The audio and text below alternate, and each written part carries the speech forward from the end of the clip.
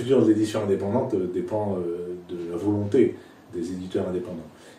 Là, on voit qu'ils veulent se fédérer, mais il faut encore qu'ils soient plus en contact.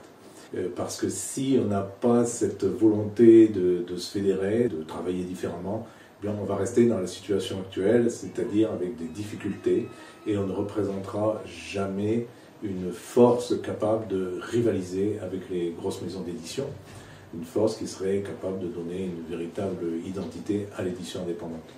C'est ce qu'on a vu ce matin, on a vu des tas de maisons très particulières quant à leur format, et on a vu qu'il y avait une difficulté vraiment pour se solidariser, pour travailler en commun, pour faire un partage des possibilités techniques et des possibilités de commercialisation aussi. Alors, je le vois positivement. Je pense que l'édition indépendante peut apporter une diversité d'ouvrages, d'œuvres et d'auteurs, qu'elle a une capacité de réaction d'adaptation importante.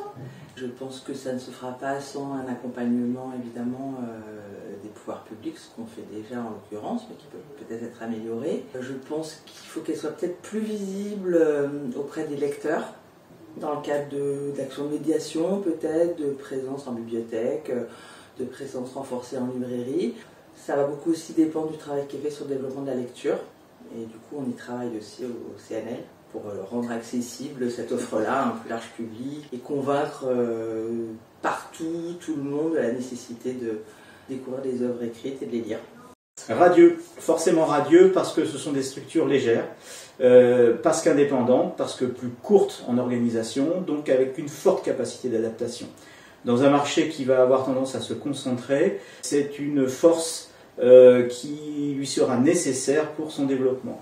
Par ailleurs, il faudra absolument qu'elle trouve des solutions pour développer de la mutualisation sur différents aspects qui ne sont pas le propre du métier d'éditeur, mais sur la diffusion, sur la distribution, sur les réseaux sociaux, sur la promotion.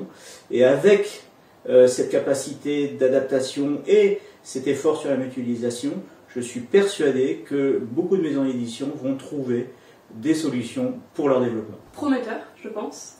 On a vu avec ces premières assises que tous les acteurs de la chaîne du livre et du monde du livre étaient prêts à s'entraider, à trouver des solutions aux problèmes auxquels ils faisaient face. Du coup, je trouve que c'est vraiment bien parti, une collaboration qui s'annonce fructueuse. Ouais, je suis plutôt d'accord, on retrouve une certaine émulation en fait entre les différents acteurs du monde du livre et c'est beau à voir et c'est très gratifiant de pouvoir y participer. Et honnêtement, les éditions indépendantes ont de très beaux jours devant elles, je pense. Malgré tout, il reste certaines difficultés quand même à franchir et c'est une très bonne chose qu'on puisse y réfléchir tous ensemble lors de ces assises.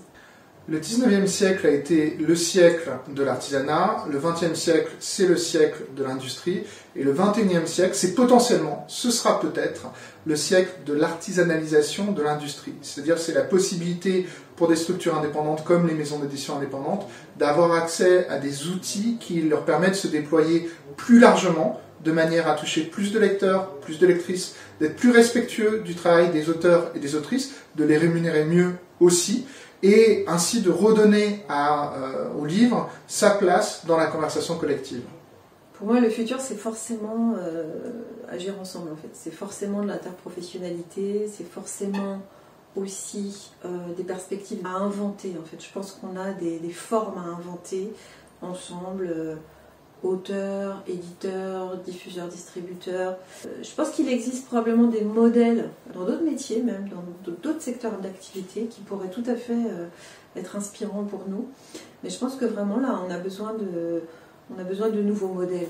Et des journées comme celles qu'on vit, ça fait vraiment avancer la réflexion dans l'interprofessionnalité. Je pense qu'on peut pas réfléchir tout seul, ni les auteurs, ni les éditeurs, ni les diffuseurs, distributeurs. Je pense que c'est vraiment la réflexion collective qui nous permet d'inventer.